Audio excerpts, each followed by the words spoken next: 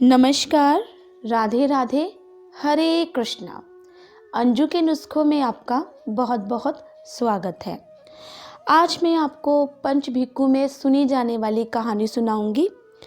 किसी भी कारणवश अगर हम कार्तिक मास का स्नान नहीं कर पाए हैं तो हम इन 5 दिनों में स्नान करके कथा सुनकर पूरे कार्तिक मास का पुण्य पा सकते हैं।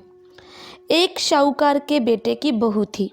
वह कार्तिक के महीने में सुबह जल्दी उठकर गंगा जी नहाने जाती थी। वह पराये पुरुष का मुंह नहीं देखती थी। राजा का लड़का भी गंगा जी नहाने जाता था। राजा का लड़का कहता कि मैं सुबह नहाता हूँ, मेरे से पहले कोई भी नहीं नहाता। जब 5 दिन कार्तिक के रह गए तो उस दिन साहूकार के बेटे की बहू नहाकर जा रही थी और राजा का बेटा आ रहा था। शोर सुनकर जल्दी से जाने लगी, जिससे अपनी मोती की माला वहीं पर भूल गई। तब राजा के बेटे ने वह मोती की माला देखी तो देखकर कहा कि यह माला किसकी है जो इतनी सुंदर है, तो पहनने वाली कितनी सुंदर होगी। बाद में सारी नगरी में ढिंढोरा पिटवा दिया कि जिसकी यह माला है वह मेरे पास 5 रात आएगी, तब मैं उसकी यह माला दे दूंगा। और खुद वहाँ तोते का पिंजरा टाँग कर बैठ गया। सुबह साहूकारनी की बहू आई तो पहली पैड़ी पर पाँव रखा तो बोली कि अगर मेरे में सत है तो इसे नींद आ जाए। और भगवान ने उसका सत रखा और उसे नींद आ गई और वह नहाकर चली गई। राजा का बेटा उठकर बैठ गया और तोते से पूछा, क्या वह आई थी? तो तोते ने कहा, आई थी। तो वह कैसी थी? तब तोता बोला कि अप्सरा जैसी बिजली, होली जैसी झलक कामड़ी, गुलाब जैसा रंग। राजकुमार ने कहा कि आज तो मैं उंगली चीर कर लेट जाऊंगा, फिर मुझे नींद नहीं आएगी। दूसरे दिन वह उंगली चीर कर बैठ गया। जब वह आई तो भगवान से प्रार्थना करने लगी, तो इतना कहते ही राजकुमार को नींद आ गई और वह नहाकर चली गई। तब उसने उठकर तोते से पूछा तो उसकी कही सारी बातें बता दी।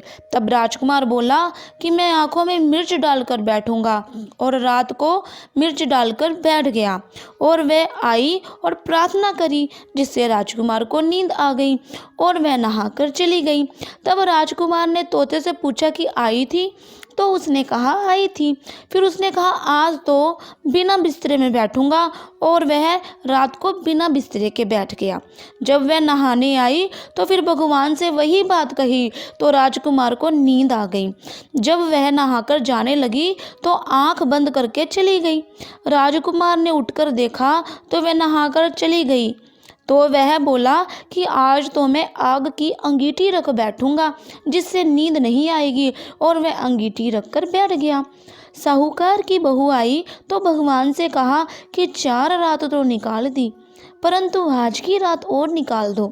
भगवान ने उसका सत रखा और उसे नींद आ गई। जब वह नहाकर जाने लगी तो वह तोते से बोली कि पापी हत्यारे से कह देना तेरी 5 रात पूरी हो गई हैं, इसीलिए मेरे मोतियों की माला मेरे घर भेज देना। फिर राजा ने तोते से पूछा कि वह आई थी? तो तोते ने कहा कि वह आई थी और उसने अपनी माला मंगवाई है। तब राजकुमार ने सोचा कि वह तो सच्ची थी, उसका तो भगवान ने भी सत रख लिया। थोड़े दिन बाद राजकुमार के शरीर में कोढ़ निकल गया और वह तड़पने लगा। तो राजा ने ब्राह्मण को बुलाकर पूछा कि मेरे बेटे का शरीर क्यों जल रहा है? तब ब्राह्मण ने कहा कि वह पतिव्रता स्त्री पर बुरी नज़र रखता है, इसीलिए यह रोग लगा है। तब राजा ने पूछा कि अब कैसे ठीक होगा? तब ब्राह्मण ने कहा कि उस साहूकार की बहू को धर्म की बहन बना ले और उसके नहाए हुए जल से नहाए तो उसका कोढ़ ठीक हो जाएगा। राजा उसकी माला लेकर घर गया और साहूकार से कहा कि यह माला आपकी बहू की है और उसके नहाए हुए जल से मेरे बेटे को नहला दो। तो साहूकार ने कहा, वह तो किसी पराये पुरुष का मुंह नहीं देखती, इस नाली के नीचे राजकुमार को बैठा देना, जब वह नहाएगी तो ऊपर से वह पानी गिर जाएगा। बाद में राजकुमार गया और नहाया तो उसकी चंदन जैसी काया हो गई।